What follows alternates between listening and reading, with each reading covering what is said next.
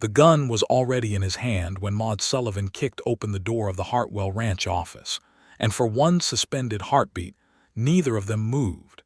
She had ridden 11 hours through desert heat and canyon wind, with a single folded piece of paper pressed against her ribs like a second heartbeat. The address on that paper had been her whole world for 6 weeks. It had been the difference between staying in St. Louis and watching her life collapse into ash, or stepping onto a westbound train with 43 cents, a carpetbag containing 2 dresses and a Bible, and the terrifying, exhilarating nerve to believe that somewhere in the territory of New Mexico, there was a man who had written that the position was still available, and that he needed someone capable. What she had not expected was to arrive at the address and find the man himself holding a Colt revolver pointed at the door she had just walked through. David Hartwell was 31 years old, broad-shouldered, sun-darkened, and furious. His jaw was set like something carved out of sandstone, and his dark eyes did not soften when he saw it was a woman. He kept the gun leveled for 2 full seconds before he lowered it, which told Maude everything she needed to know about his dark past and the kind of place she had walked into. "You are not Caleb Morrison," he said. His voice was low and flat, the kind of voice that had learned to carry across wide open spaces and had stopped bothering to be gentle about it. "No," Maude said. "I am Maude Sullivan. I answered your advertisement in the St. Louis Dispatch." She did not step back. She had not come 1,100 miles to step back. "You said the position was still available." Something shifted in his expression, not softness, more like the adjustment a man makes when the world surprises him and he has decided to be honest about it. "I said that 6 weeks ago," he told her. "Things have changed." "Then you can tell me how," she said, "after you put that gun away." He looked at her for a long moment, then set the revolver on the desk behind him with a deliberate click that felt like a door closing on whatever danger had just been in this room. He crossed his arms over his chest and studied her the way a man studies a horse he is not sure about at a county fair, assessing without being rude, but not hiding that he was assessing. "You came from St. Louis," he said. "I did. Alone. Yes." "On what?" "The Atchison, Topeka, and Santa Fe line to Albuquerque, then the stage to Las Cruces. Then I hired a man with a mule cart to bring me out the Mesilla Road, and when he turned back 2 miles out I walked." The silence that followed was long enough that she could hear the wind pulling at the wooden shutters and somewhere outside, the distant protest of a horse. "You walked 2 miles, he said slowly, "in that." He gestured at her dress, which was indeed not suited for desert walking, and which had a tear along the hem from the moment she had caught it on a mesquite branch. "I had the address," she said simply, "and my own nerve." He looked at her then, really looked at her, and something moved behind his eyes that she could not name yet. Later she would understand that it was recognition, the kind a person feels when they see someone doing something they themselves had once done, showing up at a place with nothing but belief and stubbornness, and refusing to let the distance win. "That is more than most people bring," he said quietly. He pulled out the chair on the visitor's side of the desk and gestured at it. "Sit down, Miss Sullivan. I'll explain what has changed, and then you can decide whether you want to stay or whether you want me to pay for your stage back to Las Cruces." She sat down. She smoothed her torn dress over her knees with a dignity that she had practiced in the train window all the way across the Missouri River, and she looked at David Hartwell and felt, beneath her fear and exhaustion and the wild hammering of her heart, the first thin edge of something she would not call hope for several more weeks. She would call it stubbornness. She was very good at calling things the wrong name at first. 6 weeks earlier, Maude Sullivan had been standing in a boarding house in St. Louis, reading the classified section of the newspaper, with the focused desperation of a woman who has already read every other section and found nothing. She was 26 years old, and she had just lost the teaching position she had held for 3 years at the Benton Street Primary School, because the new school board had decided that unmarried women over the age of 25 were poor models of stability for young children, which was such a spectacular piece of cruelty, dressed in respectable language that Maude had actually laughed when she read the letter. Then she had gone back to her room and sat on the edge of her narrow bed and done her arithmetic. She had enough for 2 more months of rent. She had no family in St. Louis. Her mother had died when Maude was 19, her father the year after, both of them taken by the influenza that had swept through their small Indiana town with a thoroughness that suggested nature had no patience for sentiment. She had a brother somewhere in California, but the last letter she had sent him had come back with a note written in someone else's hand, saying only that Daniel Sullivan had moved on and left no forwarding address, which told her everything she needed to know about whether Daniel was going to be useful in a crisis. The advertisement she found was small and spare in the way that honest advertisements often are. It read, "Capable woman needed at Hartwell Ranch, Doña Ana County, New Mexico Territory. Position of housekeeper and household manager. Must be organized, self-sufficient, and unafraid of hard work or difficult country. Salary negotiable. Inquiry to D. Hartwell, Rural Route 4, Mesilla, NMT." She had written that very evening. She wrote a careful, measured letter that described her organizational skills, her experience managing a household from the age of 16 after her mother fell ill, her 2 years of bookkeeping for her father's feed store, and her 3 years of teaching. She said she was unafraid of difficulty, and that she was looking for a position where her capabilities would be genuinely useful. She did not mention that she was frightened of being poor, or that she had never been west of the Mississippi, or that she had, in the past week, begun to feel the particular kind of desperation that does not look like desperation from the outside, because it wears the face of careful practicality. The reply came back in 2 weeks, in handwriting that was direct and plain without being careless. It confirmed the position was still available. It said the salary would be $20 a month plus room and board. It said the ranch was large and the work was real, and that he needed someone who could manage both the house and the household accounts. It said she was welcome to come and see if the situation suited her, and if it did not, he would ensure she had passage back to wherever she had come from. It was that last line that decided her. It was the line of a man who was not trying to trap anyone. She had been wrong about a great many things in her life, but she had rarely been wrong about that particular quality in a person. So she had packed the carpetbag, spent her last serious money on a train ticket, and headed west toward a man and a ranch she had never seen, with nothing but an address and the fierce, peculiar conviction that going forward was better than staying still. Now she sat across from David Hartwell in a ranch office that smelled of leather and cedar, and something that might have been gun oil, and she watched him settle into the chair on the other side of the desk, with the careful deliberateness of a man who had learned that quick movements caused problems. He was, she noted with the precise clarity of extreme tiredness, quite genuinely handsome in the way that men who spend most of their time outdoors sometimes are, which is to say that it was not a polished handsomeness, but a structural one, the kind built on good bones and years of weather, and not enough vanity to damage it. He had dark hair that needed cutting and the kind of brown eyes that appeared nearly black in low light, and his hands, folded on the desk in front of him, were the hands of a man who worked. She noticed all of this and put it aside. It was irrelevant. What was relevant was the gun and what had prompted it. "You were expecting someone named Caleb Morrison," she said. "Yes, and you were expecting him to be a threat." He paused. Then he said, "Caleb Morrison is the foreman for a rancher named Gerald Voss who has been trying to acquire my land for the past 2 years by means that range from legal to significantly less so. Last week one of my fence lines was cut, and 12 head of cattle went missing. Morrison's name has come up in the account of the 2 ranch hands who saw it happen." He said this with the flatness of a man reporting a weather condition, but his jaw was tight. "So yes, I was expecting him to be a threat. And instead you got me," she said. "Instead I got you." He looked at her steadily. "The thing I need to explain is that the position I advertised, the thing that has changed, is this.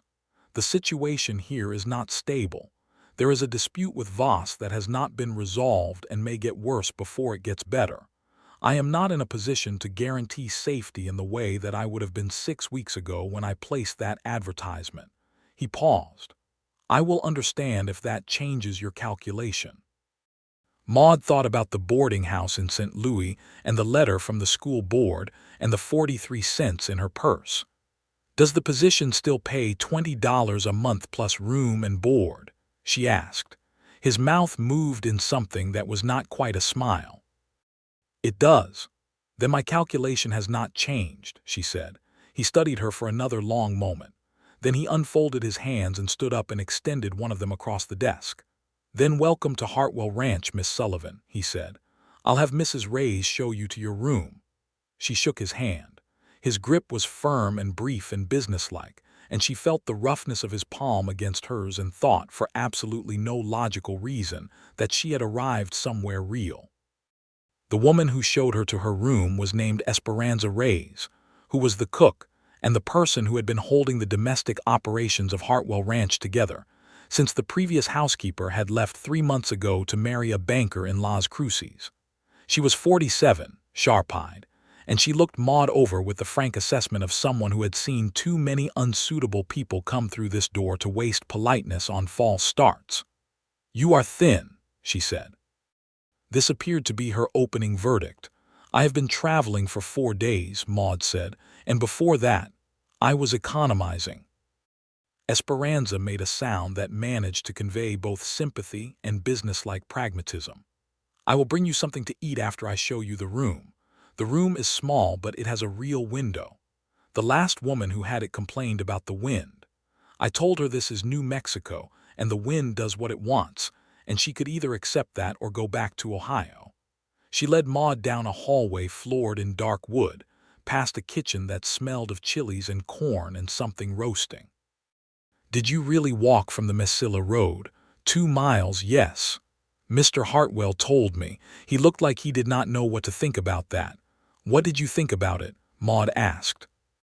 Esperanza opened a door and gestured for her to enter. The room was small, as promised, with whitewashed adobe walls and a narrow iron bed with a blue quilt and a window that looked out on a kitchen garden. And beyond it, the long flat run of desert stretching toward a mountain range that was violet and gold in the evening light. "I thought," Esperanza said, "that anyone who walks 2 miles through that country to get to a job that pays $20 a month either has no other options or is extraordinarily determined." "Both," Maude said honestly. Esperanza looked at her then with something that softened around the edges. "Eat first," she said. "Tomorrow you can be determined. Tonight you should rest." Maude sat on the edge of the blue-quilted bed and looked out at the desert evening, and for the first time since she had boarded the train in St. Louis, she did not feel like she was falling. She felt, quietly and against all reasonable expectation, like she had landed. The first week at Hartwell Ranch was an education in how much she did not know, and Maude Sullivan had always found education bracing rather than discouraging, which was, she suspected, the only reason she survived it. The house itself was larger than she had imagined from the advertisement. A 2-story adobe structure built in the territorial style with a wide portal along the front, and a courtyard in the back where Esperanza kept her kitchen garden, and a fig tree that had no business growing this far north, but grew anyway with the same mulish stubbornness that characterized everything in this country. There were 8 rooms in the house proper, an office, a library that appeared to have been assembled by someone with specific and varied tastes, a large kitchen, a dining room that could seat 12, 2 bedrooms upstairs and Maude's room off the kitchen hallway. There were also the household accounts, which were in a state that made Maude press her lips together for a long moment before she began the work of sorting them out. David Hartwell was not, it turned out, a careless man. He was a man who had been managing too many things and whose attention to the financial records had been drawn away by the escalating trouble with Gerald Voss. The accounts were not corrupt. They were merely disordered, like a library where someone had kept buying new books without ever putting the old ones back on the shelves.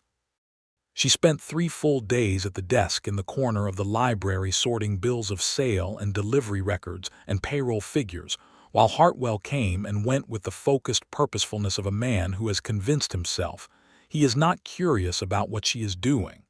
He asked her on the second morning how it was going, in the tone of a man who is actually asking something different. "It is going fine," she said. "Though you appear to have been paying Whitaker's feed and supply in Las Cruces $9 per quarter for a storage arrangement that ended in 1885. He stopped walking through the room. "That was 2 years ago." "Yes," she said mildly. "You have overpaid them by $36. The silence was long enough to be meaningful. "I will write to them today," he said. "I already drafted the letter," she said. "It is on your desk." He did not say anything for a moment. Then he said, "You have been here 3 days." "Yes," she agreed and went back to the accounts. She heard him leave the library, and then she heard something that might have been a low laugh quickly suppressed from the direction of the kitchen. She suspected that Esperanza had been listening. The second week brought the first real crisis. It came in the form of a man named Cole Biggs, who arrived at the ranch gate on a Tuesday morning with a paper in his hand and a sheriff's deputy at his side, and the particular brand of smile that belongs exclusively to men who are delivering bad news that they are personally glad about. Maude was in the courtyard hanging linen when she heard the commotion at the gate and came around the side of the house to see what was happening. David was already there, standing in the gateway with his arms at his sides, reading the paper that Biggs had handed him with an expression so carefully neutral that it was itself a kind of alarm. "What is it?" she asked, coming to stand beside him without quite deciding to. He handed her the paper without looking at her, which she understood to mean he trusted her to read it and form her own opinion, which was a form of respect she had not expected, and which she filed away carefully. The paper was a notice from the Doña Ana County Land Office asserting that a boundary dispute regarding the eastern section of Hartwell Ranch property would be adjudicated in a hearing in Las Cruces in 30 days, and that the claimant, one Gerald Voss of the Voss Cattle Company, had filed documentation supporting his assertion that 400 acres of the eastern section were in fact his by right of an original 1875 land grant. Maude read it twice. Then she said, "Do you have the original deed for the eastern section?" "I have the deed my father recorded in 1879, David said, "and the Voss grant is from 1875. That is what this claims." Then either Voss has a forged document or there is a genuine overlap in the original surveys, which happened frequently in this territory after the war. She folded the paper neatly. "You will need a lawyer who knows land grant law in New Mexico territory. The legal situation here is complicated because the courts are still working through the distinctions between the old Spanish and Mexican land grants and American title claims. It is not simple." She paused. "I do not mean to overstep." David took the paper back and looked at her. The deputy and Biggs were already riding away, their mission accomplished, Biggs's satisfied smile disappearing with them down the road. "You know about New Mexico land grant law," he said. It was not quite a question. "I know a little about many things," she said. "I was a teacher, I read." He was quiet for a moment. The sun was already high and mean, and the desert around them shimmered with a heat that she was still learning not to fight. "There is a lawyer in Las Cruces named Bernard Ochoa," he said finally. "He has worked on these cases before. I will ride in this week. Take the accounts I organized," she said. "If this goes to a hearing, they will want documentation of continuous operation of the land. Consistent records help establish that the property has been actively managed as claimed." He looked at her with that particular expression that she was beginning to recognize, the one where he was reassessing something without quite admitting it. "Yes," he said. "That is a good idea." He paused.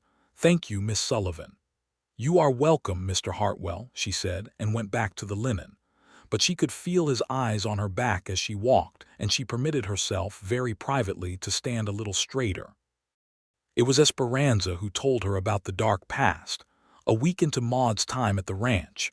While they were working together in the kitchen making tamales for the hands, and Esperanza had reached the point in her assessment of Maude where she had decided the woman was going to stay, and therefore could be trusted with information. He was engaged before, Esperanza said, without any particular preamble, in the way that women who have known each other long enough dispense with them. A woman named Clara Aldis from Santa Fe. 3 years ago, they were engaged for a year. Maude kept her hands moving on the masa and said nothing, which was its own kind of response.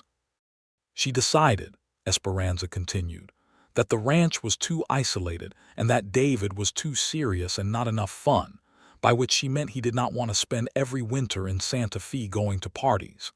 Esperanza's tone on the word parties conveyed a comprehensive opinion of parties.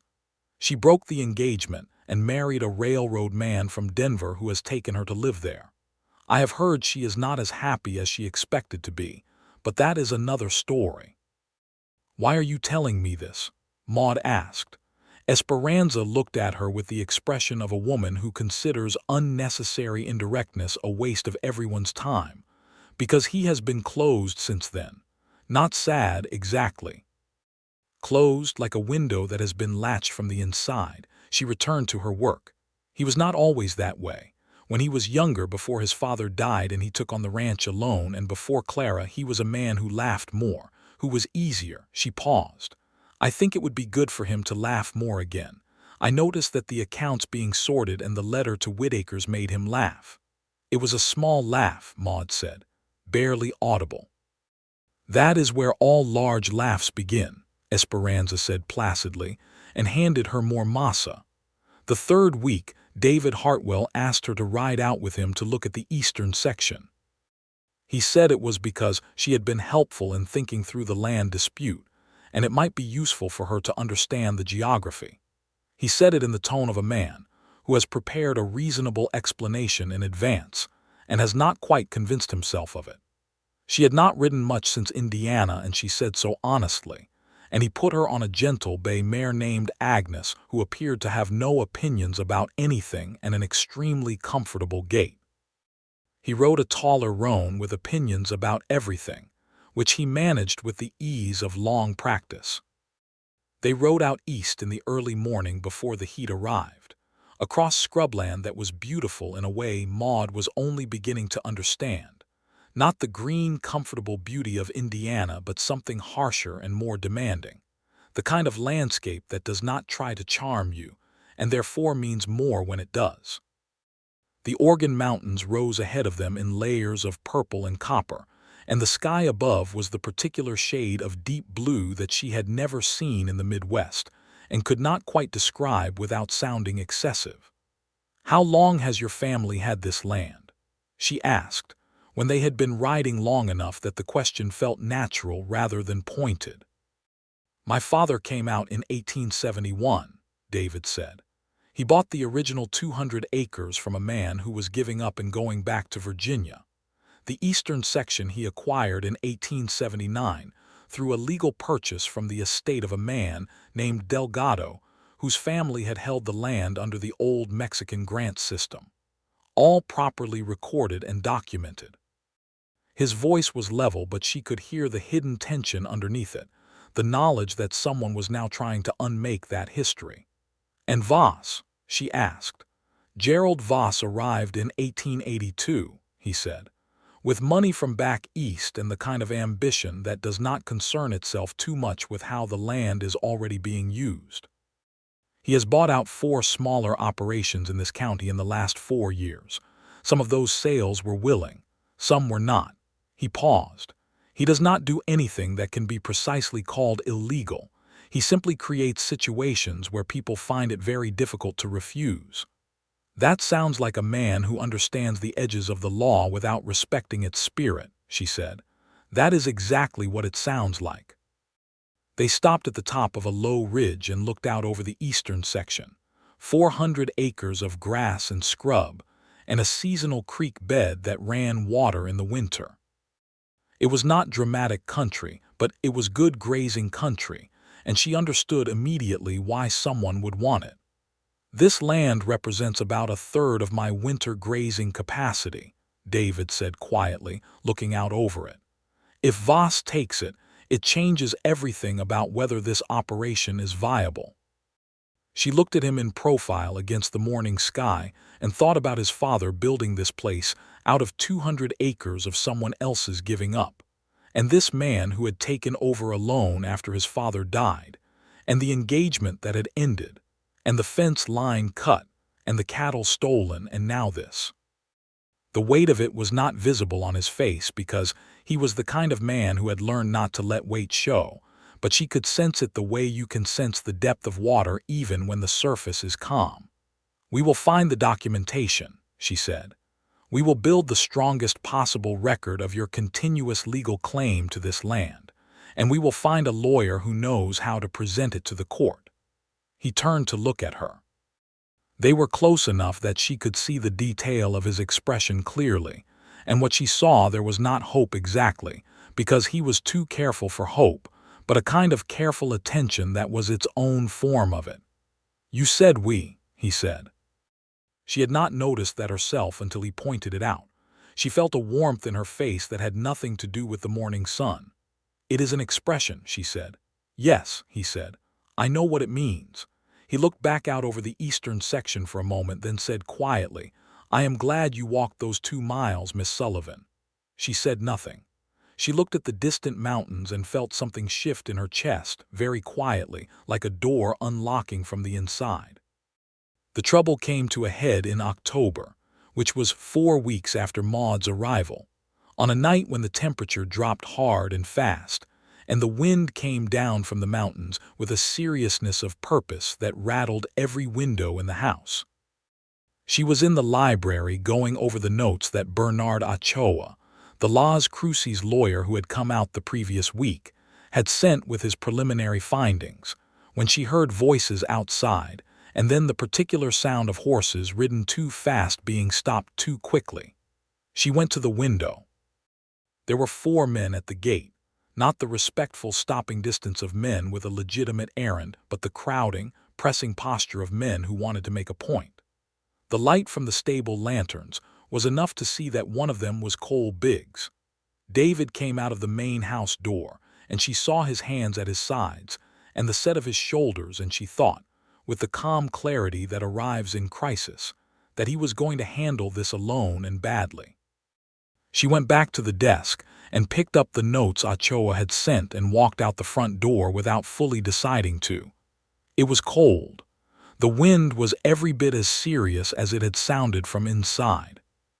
She pulled her shawl tighter and walked to where David was standing and stopped beside him, which was apparently becoming a habit. Biggs looked at her with the dismissive assessment that certain men apply to women who appear in situations they consider male. "This is a private conversation," Biggs said. "This is a private property," Maude said pleasantly. "And I am the person who manages this household's documentation and correspondence, so if you have anything to say about the legal situation regarding this ranch, I am a relevant party." One of the other men on horseback made a low sound that might have been a suppressed laugh. Biggs's jaw tightened. "We came to make a simple offer," Biggs said, addressing David and pointedly, not Maude. "Mr. Voss is willing to purchase the eastern section at fair market price, settle the dispute quietly, and drop any further claims. This is a generous offer and one that should be considered before the situation becomes something that makes everyone uncomfortable." David said nothing for a moment. Then he said, "Tell Mr. Voss that the eastern section is not for sale, that the documentation supporting my title is substantial, and that any further conversation should go through my lawyer in Las Cruces. His name is Bernard Ochoa. I am sure Mr. Voss already knows it." Biggs looked at him with the expression of a man delivering a warning wrapped in a suggestion. "Mr. Voss is a patient man, but patience has a limit." "Good night, Mr. Biggs," David said. After they rode away, he stood at the gate for a moment in the cold wind, not moving. Maude stood beside him. She could feel the tension in him even without touching him, the coiled, contained anger of a man who is very good at not showing what something costs him. "He is trying to frighten you," she said. "I know what he is trying to do. Is it working?" He turned to look at her. In the lantern light, his face was all shadows and strong lines, and the wind was pulling at both of them, and she thought that she had never stood this close to him before, and that he was very much more present as a person than the cautious, organized distance of their daily interactions had let her notice. "No," he said, "but I would be lying if I said I was not concerned." He paused. "This ranch is the only thing I have left that my father built. If I lose it, or lose enough of it to make it unviable, then everything he worked for and everything I have worked for becomes nothing." "Then we will not lose it," she said. It came out more fiercely than she intended, but she did not apologize for it.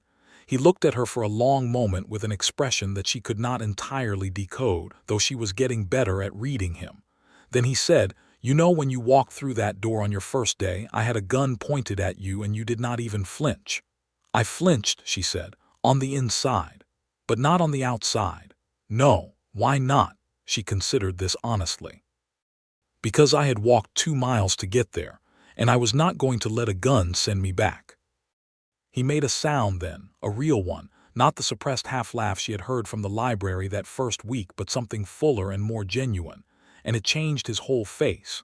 She had suspected, from Esperanza's description, that he had once been a man who laughed more easily, and now she heard the evidence of it and felt something in her chest contract with a sweetness that was entirely inconvenient. "Go inside," he said, still with that softened expression. "It is too cold out here." "You come inside too," she said. "In a moment." She went.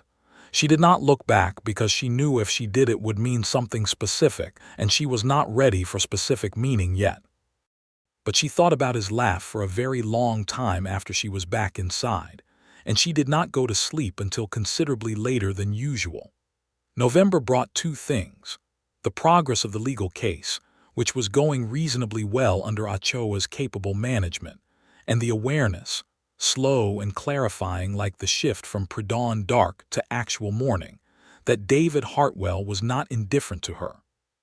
She noticed it in small, careful ways, because he was a careful man, and he did not do anything careless with feelings any more than he did careless things with contracts. He found reasons to be in the library when she was working. He asked her opinion on things that he did not need her opinion on. He had begun, over dinner, which they ate together since there was no other practical arrangement, to talk more freely about the ranch and its history and his father and the country itself, its geography and ecology, and the complicated political situation of New Mexico Territory, still 14 years away from statehood, and governed with the ambivalent attention of a federal government that had many other concerns. She found that she looked forward to these dinners with an intensity that alarmed her a little. She reminded herself frequently, an employee. She was here because she had no other options and had walked 2 miles through the desert and had been hired to manage a household and organize accounts. She was not here to develop feelings for the man who paid her salary. That was exactly the kind of entanglement that led to loss of position and loss of dignity, and all the practical catastrophes that befell women who confused proximity and shared purpose for something more personal. She said this to herself very clearly and frequently. It made no difference whatsoever.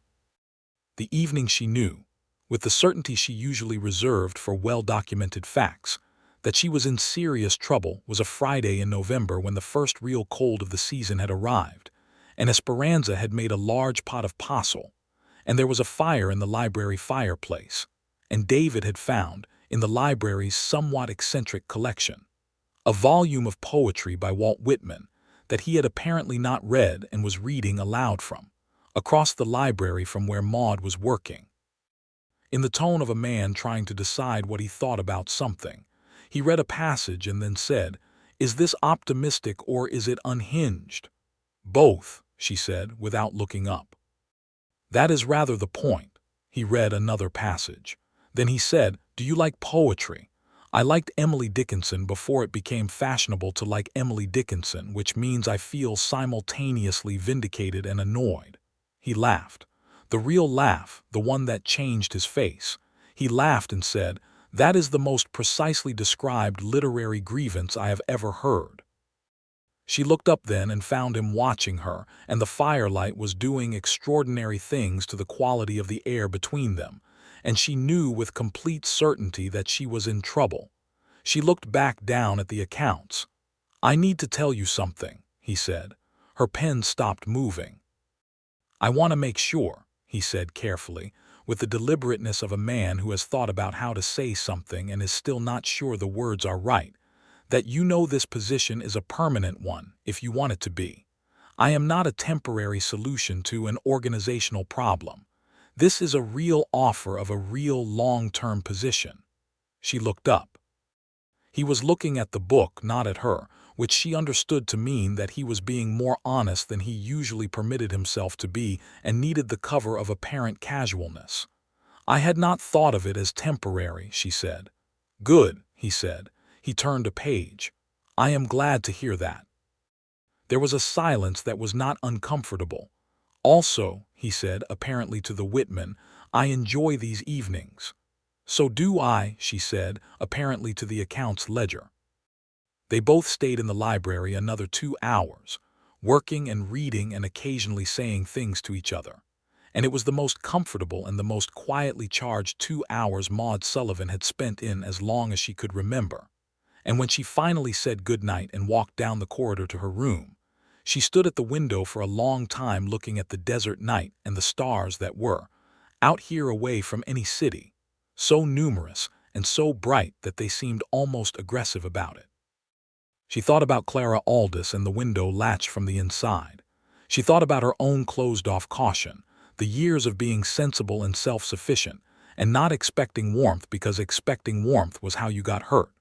She thought about the fact that she was 26 years old and this was New Mexico territory in the year 1887, and she had walked 2 miles through the desert because she had refused to stop. Then she went to bed, but she smiled while she did it. December brought the hearing. Bernard Ochoa had built an excellent case, as it turned out, because Maude's organized records combined with the research he had done into the original Mexican land grant records proved that the document Voss had presented was not, in fact, a legitimate 1875 land grant, but a heavily altered copy of a different document. The alterations made with some skill, but not enough skill to withstand the scrutiny of a careful archivist and a good lawyer who knew what to look for. The hearing was held in the Doña Ana County Courthouse in Las Cruces on a Thursday in early December. Maude had insisted on coming. David had initially said it was not necessary, and she had looked at him with the expression that had come to mean that she had already decided, and this was merely a courtesy notification, and he had stopped arguing with considerable speed.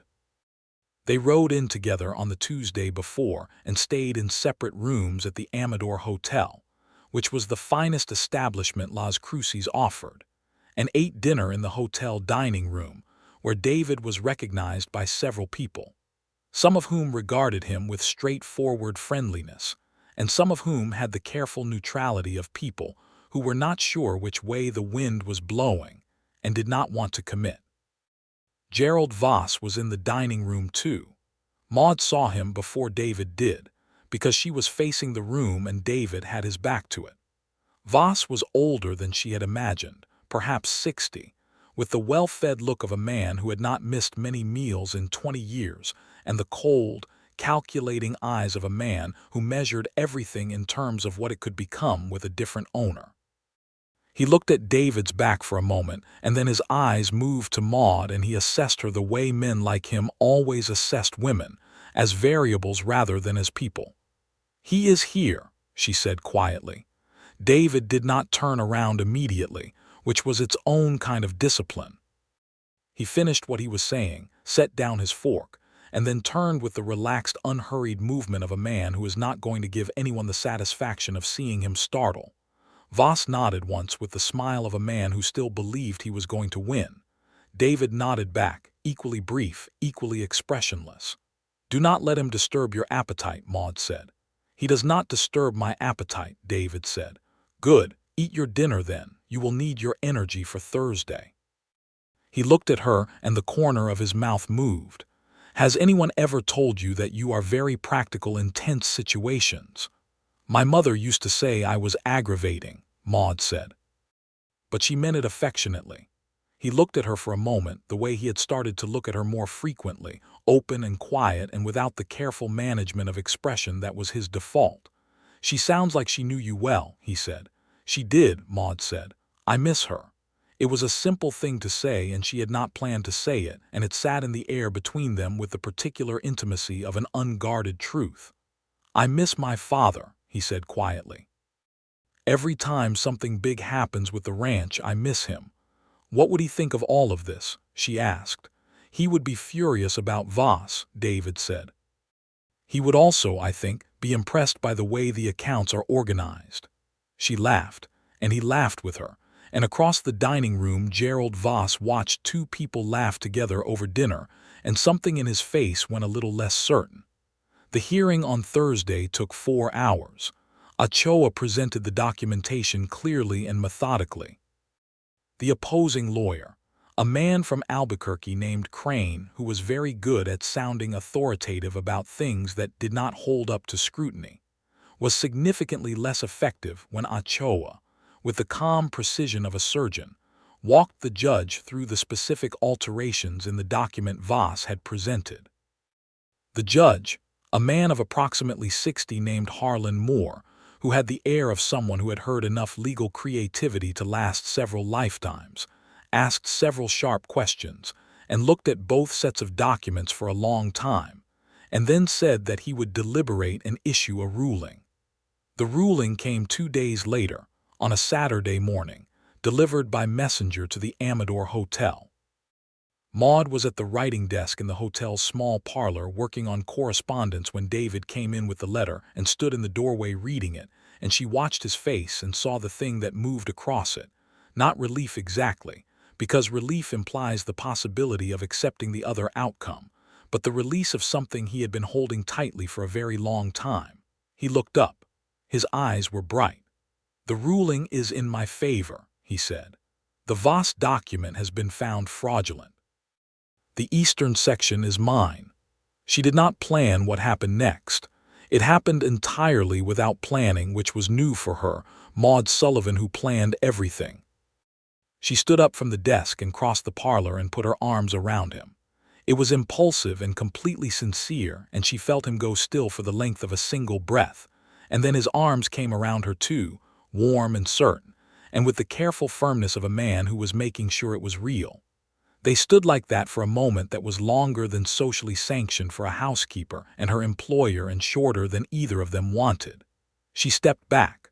Her face was warm. "Congratulations," she said. Her voice was very steady considering everything. He was looking at her with an expression she had not seen before, unguarded in a way she had not seen him be, the window, she thought suddenly, not latched. "Maude," he said. It was the first time he had used her first name. "Yes," she said, and then because her chest was too full to be sensible, she said nothing else. He took one step toward her, and then stopped himself with the visible effort of a man applying his best judgment to a situation where his best judgment was in direct conflict with everything else. "We should celebrate," he said, "at dinner, tonight." "Yes," she said, "we should." "And then," he said, "when we are back at the ranch and things are settled, I would like to talk to you about something." "All right," she said. "About the future," he said. "About plans, about what might be possible." She looked at him. The winter light from the parlor window was falling across his face, and the expression on it was so precisely what she had been trying not to hope for, careful and hopeful and frightened and brave all at once, that she felt something in her chest break open like spring in a hard winter. "I think," she said carefully, "that I would like that conversation very much." They had dinner at the Amador that night, and it was different from the other dinners they had shared, lighter and easier and full of the particular warmth of people who have decided, between themselves, and without yet saying it explicitly, that they are moving toward each other rather than carefully maintaining distance. They talked about the ranch and what it would mean to have the eastern section secured, and about Esperanza's fig tree, and whether it would produce fruit this coming summer, and about Walt Whitman and Emily Dickinson, and about Indiana, and about his childhood on the ranch, and the way his father had built it from nothing, and the particular quality of the New Mexico sky in winter. He told her, over dessert, about a specific evening when he was 12, and his father had taken him out to the eastern section to look at a meteor shower, and how they had lain on their backs in the grass for 2 hours, and his father had said, "This land will always show you something true if you pay attention. It will not lie to you. People lie to you. Land does not." She told him about her mother reading to her from everything she could find, Shakespeare and sensation novels and agricultural journals, on the grounds that a mind that knew only one kind of thing was a mind with unnecessary limits. She told him about the moment she had understood that teaching was the right thing for her to do, watching a child's face change when something clicked into comprehension, that specific light. She told him she missed teaching sometimes, but that she was not sure she missed the version of it she had been doing, where the rules were always someone else's, and the purpose was always someone else's definition. He listened to everything she said with complete attention, the way he listened to everything, as if what she was saying mattered and he did not want to miss any of it. By the time they said good night in the hotel corridor, it was late and the hotel was quiet, and the winter cold was pressing against every wall and window, and they stood for a moment at the door of her room, and she could feel the whole weight of everything that had been said and unsaid between them in the past 2 months, and it was considerable. "Good night, Maude," he said. "Good night, David," she said. Neither of them moved for a moment. Then she opened her door and went in, and she stood in the dark room with her hand on the door she had just closed and listened to his footsteps go down the corridor, measured and unhurried, and she breathed and thought about the way he had said her name, and about the conversation they were going to have when they got back to the ranch, and she was not frightened of it at all. She was the opposite of frightened.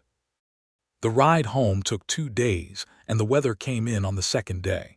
A cold gray sky, and the smell of rain that was actually going to be snow above a certain elevation, and they rode mostly in companionable near silence, close enough to talk easily but comfortable enough not to require it, which she had always thought was the truest measure of a good companion. They arrived back at the ranch in the early afternoon. Esperanza came out of the kitchen door when she heard the horses and looked at them both with a gaze that managed to assess the entire situation in approximately 3 seconds, and then she said, "I will have hot coffee ready in 10 minutes," and went back inside with the expression of someone who is satisfied with a development they have been expecting for some time. The ranch hands had maintained everything in their absence, and there was nothing immediately urgent, and David unsaddled the horses, and she carried her bag inside and changed from her traveling clothes, and then she sat down in the kitchen with Esperanza, and had the coffee, and told her the outcome of the hearing, and Esperanza made a sound of deep satisfaction and said, "Good. That man Voss is a criminal in everything but the legal definition." Then she looked at Maude and said, with the directness that was her specific gift, "And the other matter, the one that is not about land claims. We are going to have a conversation," Maude said. Esperanza nodded once, like a judge recording a favorable verdict. "Good," she said. The conversation happened that evening in the library, where so much of their actual lives had been lived in the past 2 months. The fire was going and the wind was back, and outside the first proper snow of the season was beginning to come down, light and fine, dusting the desert in something it was unaccustomed to. He came into the library and she was already there, and he sat in the chair across from hers rather than behind the desk, because this was not a business conversation and they both knew it. He said, "I want to say this honestly because I do not know how to do it otherwise." "I would not want it any other way," she said. "In the 2 months since you walked through that door," he said, "you have been the most genuinely useful person in this house, and also, quite separately from that, the most genuinely interesting person I have talked to in longer than I want to admit. And those two things have become, for me, impossible to separate from each other. I am not interested in you because you are capable, though you are. I am interested in you because of who you are, and the capability is part of who you are, the same way everything else is." He paused. "I know you came here under circumstances that were practical rather than personal. I know you are in a position where refusing anything I say would be complicated, and I want to acknowledge that, and I want you to know that there is no pressure in any direction. Your position here is real regardless of anything else, and I will not—" "David," she said. He stopped. "I came here with nothing but an address and my own nerve," she said. "I did not come looking for this. But I have found, quite against my own careful planning, that I would be very sorry to leave and very sorry to never know what this could be." She looked at him steadily. "I am not a woman who says things she does not mean. I am not a woman who makes decisions carelessly. I am also not a woman who has ever in her life let fear stop her from walking towards something true." She paused. "You are something true." The silence that followed was the best kind, the kind that does not need to be filled. He reached across the space between their chairs and took her hand, and she held it, and outside the snow came down on the desert with quiet, determined generosity, and the fire burned, and nothing in the whole world seemed urgent or frightening. He kissed her later that evening, standing at the window watching the snow, and it was exactly what she would have expected from him if she had thought about it, which she had not precisely. Careful and then not careful at all, steady and then suddenly not steady, the window all the way open. She kissed him back with her whole heart, which was the only way she knew how to do anything.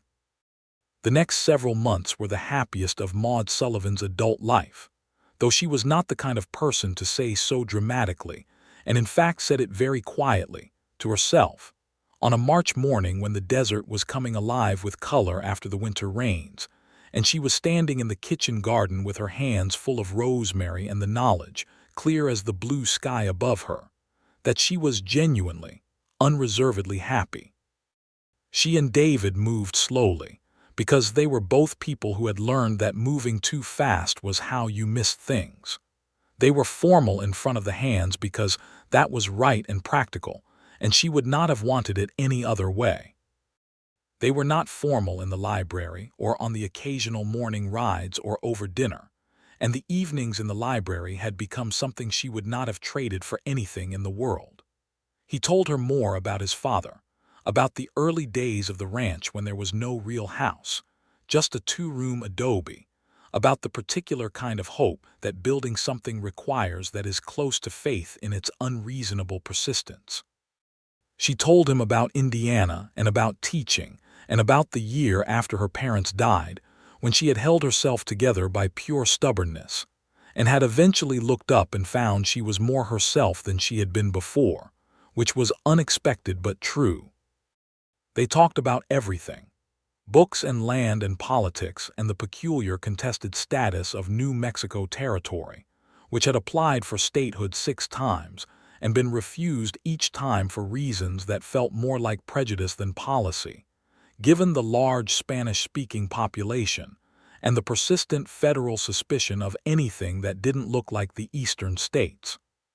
She had opinions about this, strong ones, and he agreed with her on most of them and disagreed on a few in ways that were interesting rather than frustrating. Gerald Voss made no further moves. Ochoa had advised them that Voss was unlikely to risk further legal embarrassment after the fraud charge had come so close to attaching formally to his name. The cattle that had been stolen were never fully recovered, which was a genuine loss, but the eastern section was secure, and the operation continued. Spring brought an unexpected visitor. He arrived on an April afternoon when the air was warm for the first time, and the kitchen garden was showing green.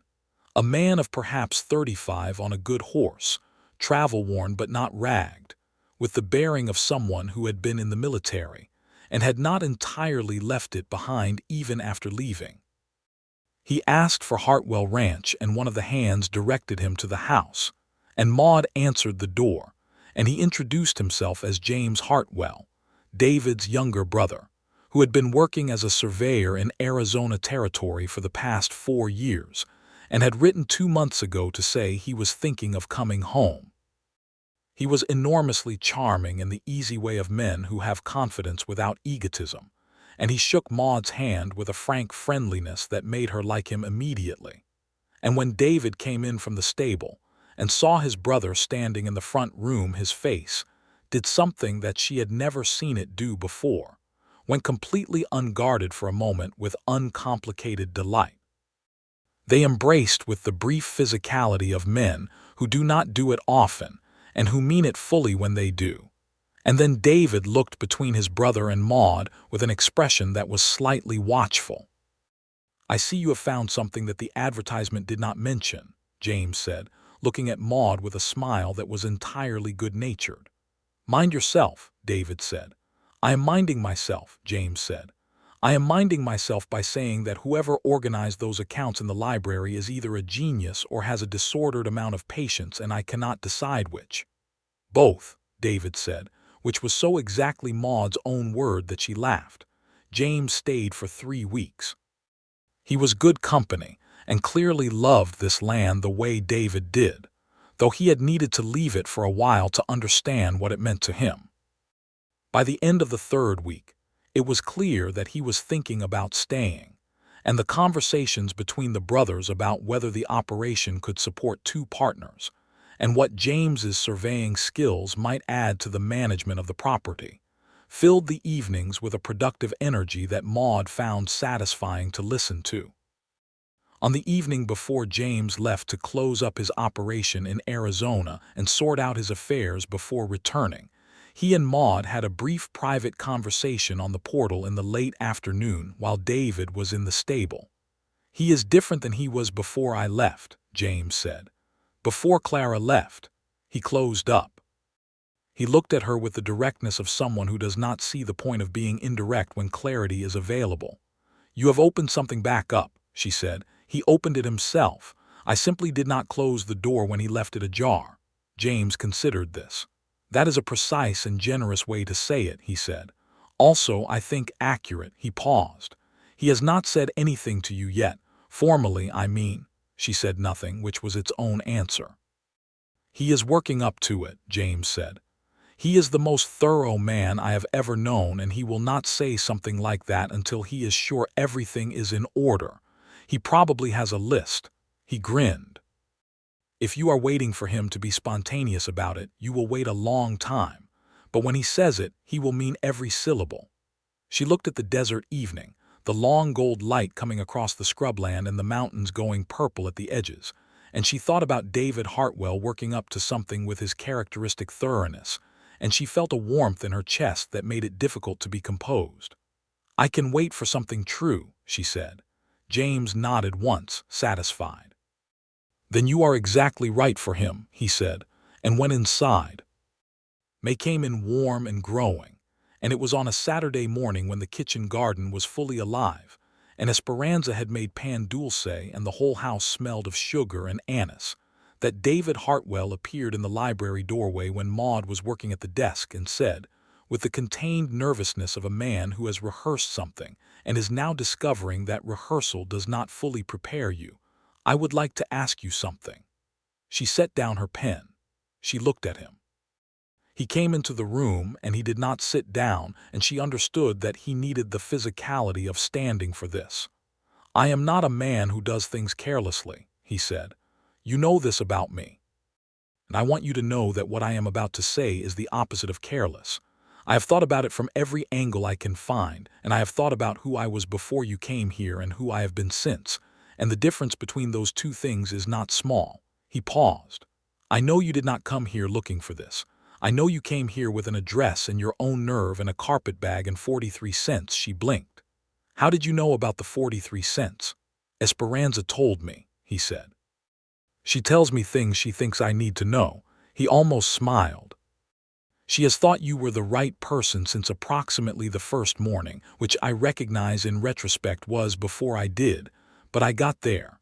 He looked at her steadily with his dark eyes and his honest face and the open window behind them both. Maude, I love you. I have loved you since November when you told me Emily Dickinson's popularity was both a vindication and an annoyance, and I have had no idea what to do about it, because what I wanted to do about it was ask you to stay not as an employee but as my wife, and I needed to make sure I had the land secure and the operation sound and my brother coming back before I could ask that in good conscience. She looked at him. You made a list, she said. He had the grace to look slightly abashed. I may have made a list. David Hartwell, she said, rising from the chair and walking toward him. You are the most thorough and the most careful and the most genuinely decent man I have ever met, and I have been in love with you since November when you read Whitman aloud to me across a library and looked like you were trying to decide if it was optimistic or unhinged. He exhaled, and in that exhale was everything he had been holding. Is that a yes? He said. That is a yes, she said, emphatically. He took her face in his hands with a care that was itself a declaration, and kissed her with a thoroughness that was entirely consistent with everything she knew about him. They were married in June. The wedding was small and exactly what both of them wanted, which was to say it was not about performance but about the real thing, which was the only thing either of them had ever been interested in. Bernard Ochoa came from Las Cruces and brought his wife. James had returned from Arizona and stood with his brother. Esperanza wore her best dress and cried, without any apology for it. The ranch hands cleaned up considerably and stood in the courtyard under the fig tree which had, against all botanical expectation, produced a respectable crop of small green figs that summer.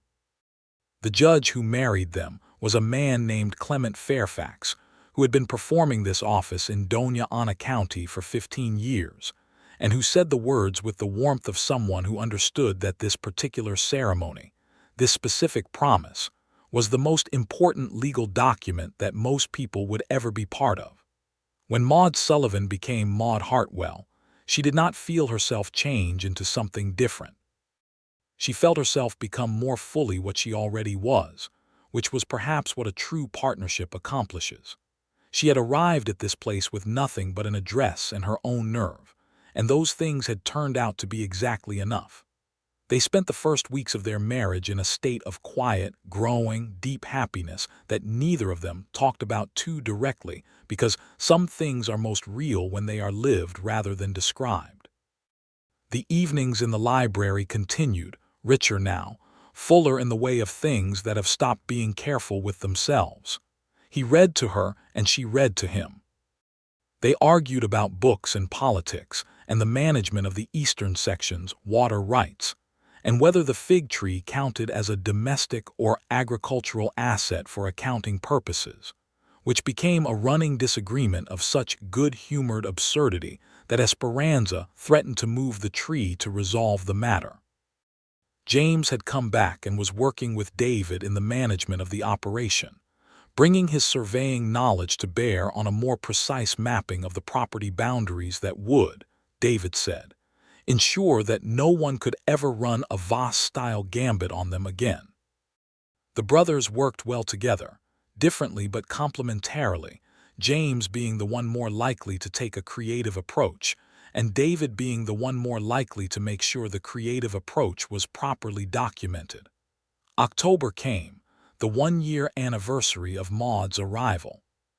She did not mention it to David, but in the evening he appeared in the library doorway with a small package wrapped in brown paper and said, with the slight self-consciousness of a man giving a gift who is not sure how it will be received, "I remembered that today is a year."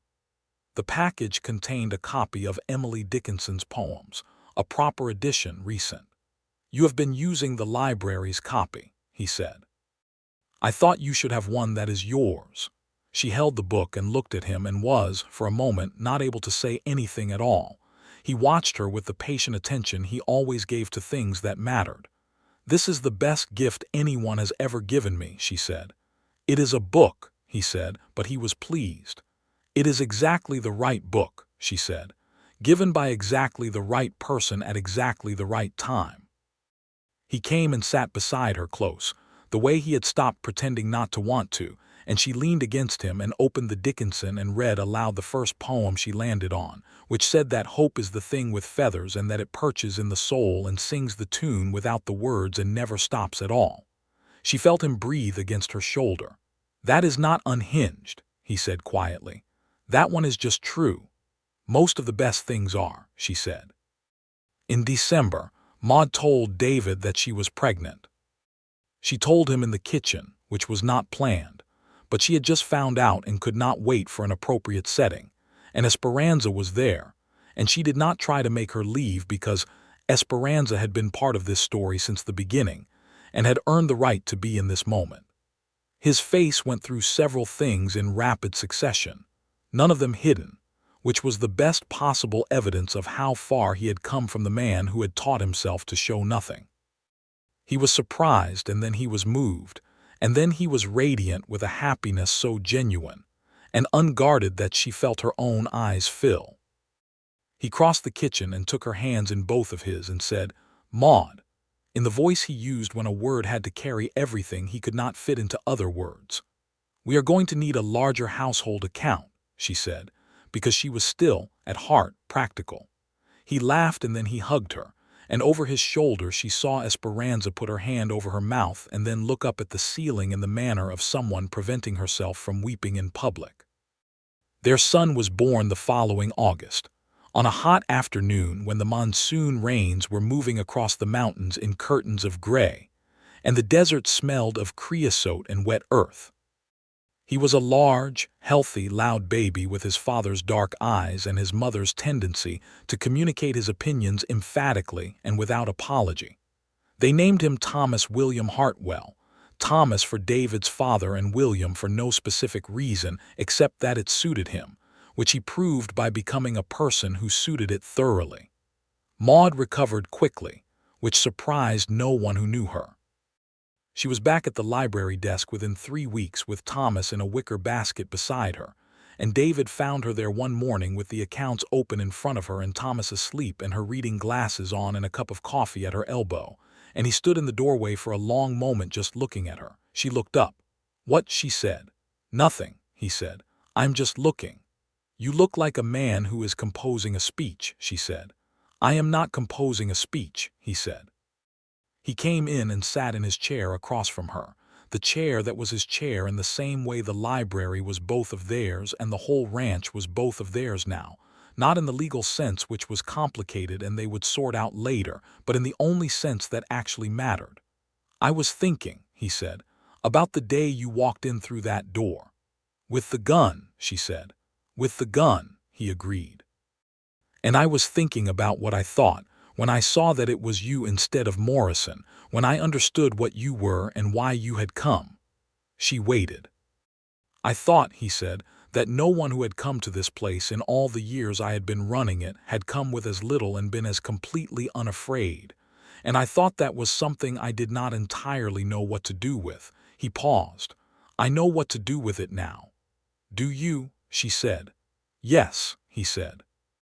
"It means you are the most remarkable person I have ever known, and I am grateful every day that you had 43 cents and an address, and the particular kind of nerve that I have never been able to fully describe and have given up trying to." Thomas made a small sound in his basket, the satisfied murmuring of a person who is having good dreams. She looked at her husband, at this serious, careful, loving, funny man who had pointed a gun at her on her first day and read her Whitman across a library and taken her hand by firelight and kissed her in the snow, who had given her the Dickinson and said her name like it was important, and was currently looking at her over the sleeping head of their son with everything he felt visible on his face because he had stopped hiding it. "I love you," she said simply. "I love you," he said. "More than I knew how to say when I first knew it, more than I knew I was capable of honestly. I think," she said, "that you were always capable of it. You were just waiting for someone who was not going to flinch." "You flinched," he said, "on the inside, but not on the outside," she said.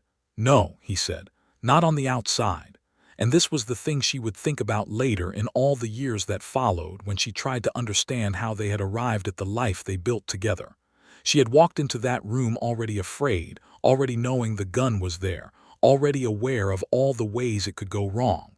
She had walked in anyway. And he had put the gun down. That was how it worked, she thought. Not the absence of fear, but the decision not to let it be the deciding factor. Not certainty, but the willingness to move toward something true before you had proof it was real.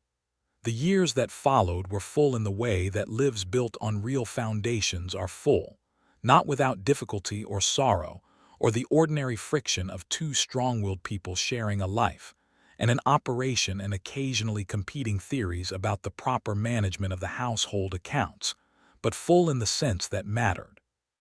Thomas grew into a boy who had his father's thoroughness and his mother's willingness to say exactly what he thought, a combination that made him excellent company and occasionally exhausting in the way that very capable people sometimes are. He was fascinated by the land the way David had been at his age, drawn to the particular quality of the New Mexico country, the wide sky, and the demanding beauty of the desert, and the way the mountains changed color all day. 2 years after Thomas was born, they had a daughter they named Rosa, for Esperanza, whose middle name was Rosario, and who was so moved by this that she did not speak for a full minute, and then spoke in Spanish for another 5 minutes, of which David understood perhaps half and Maude slightly less, but the sentiment was entirely clear. Rosa came into the world with her mother's coloring and her father's quiet intensity, and the specific self-possession of a person who has arrived in a family that already has a great deal of personality, and has decided to wait and see before committing to a position. James married in 1892 a woman named Helena who was from Santa Fe and who was a teacher, which amused Maude enormously and which made Christmas at the ranch, which had grown to include both families, very full and very loud in the best possible way. Helena and Maude became friends with the ease of women who recognize in each other a shared quality, the willingness to be genuinely themselves rather than a performance of what was expected. New Mexico territory moved toward statehood with the slow, contested progress of a process that involved too many competing interests, and David followed it with close attention, and Maude followed it with the particular feeling of someone who had come to this place, and found it to be hers in a way that made its political status feel personal. She wrote letters. She was very good at letters. Several of them ended up in places that surprised her. The Voss Cattle Company declined steadily after the fraud ruling. Gerald Voss himself died in 1893, leaving the operation to 2 sons who had neither his ambition nor, thankfully, his methods, and who eventually sold off most of the holdings to other ranchers in the county, including a portion of adjacent land that David bought at fair price, and which expanded the grazing capacity of Hartwell Ranch by 1/3, and made the eastern section's water rights considerably less consequential as a worry. Esperanza finally retired from full-time cooking in 1895, though retired was not entirely the right word, as she continued to appear in the kitchen whenever she felt the meal being prepared was not up to standard, which was approximately 4 times a week. She had a small house built for her on the property, which she called her house, and which the rest of them called Esperanza's domain, and she gardened extensively and had opinions about everything, and was the first person any member of the household consulted when something needed to be figured out. She was, Maude thought, the finest example of the specific human quality she most admired, which was the decision to be genuinely useful to the people you love not because you were required to, but because you had chosen them.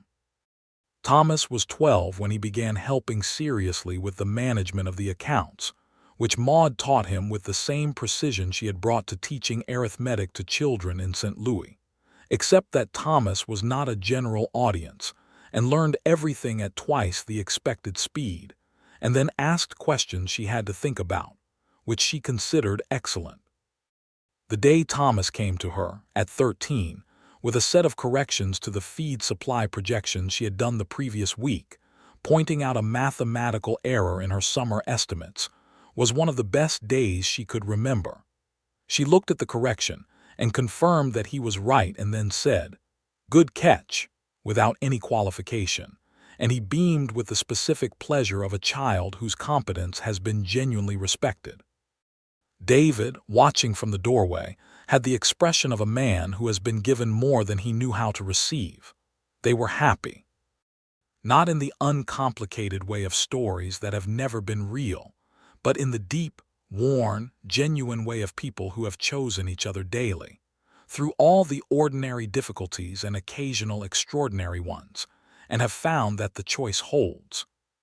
She thought sometimes about the woman she had been in the St. Louis boarding house, reading the classified section with desperate pragmatism, with the specific loneliness of someone who has stopped expecting warmth because warmth costs too much in terms of vulnerability.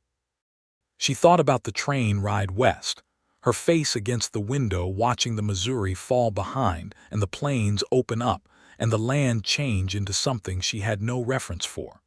She thought about the address folded against her ribs and the 2 miles of desert road and the door she had kicked open.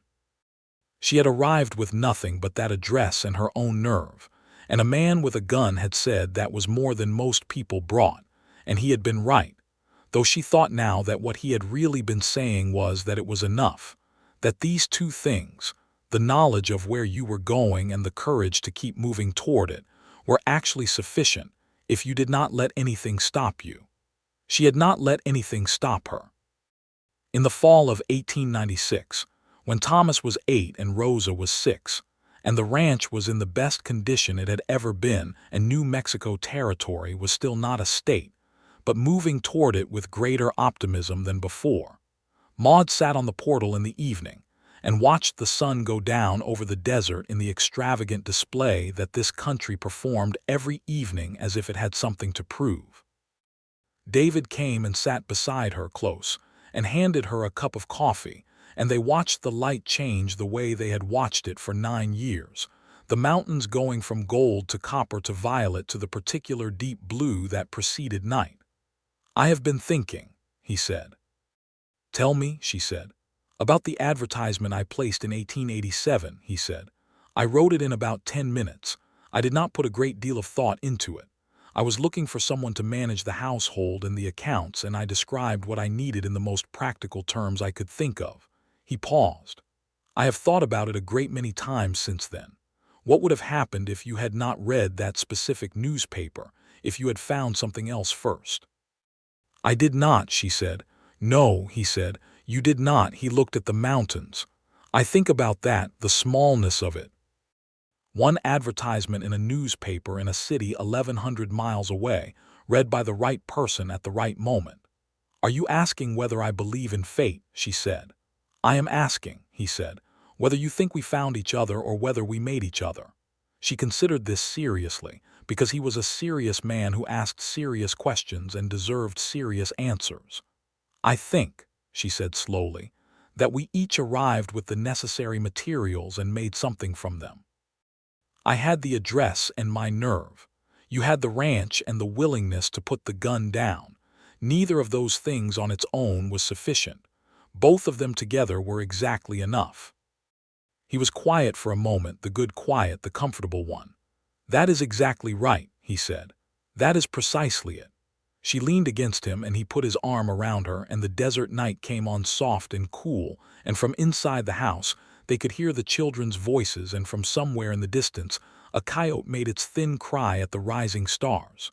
She thought, as she had thought on that first night in the blue-quilted room, that she had landed somewhere real. She had been right. She had been entirely, completely, finally right. The address had led her here, to this man, to this land, to this life that was larger and stranger and more genuinely her own than anything she could have imagined from a boarding house in St. Louis, with 43 cents and desperate arithmetic and one small advertisement in the classified section of a newspaper. She had arrived with nothing but the address and her own nerve. It had been, as he had said, more than most people brought. It had been, as it turned out, exactly everything she needed. And David Hartwell, the serious and careful and loving and laughing man beside her, held her close in the desert evening and was grateful as he was every day that she had not flinched. Not on the outside, not ever.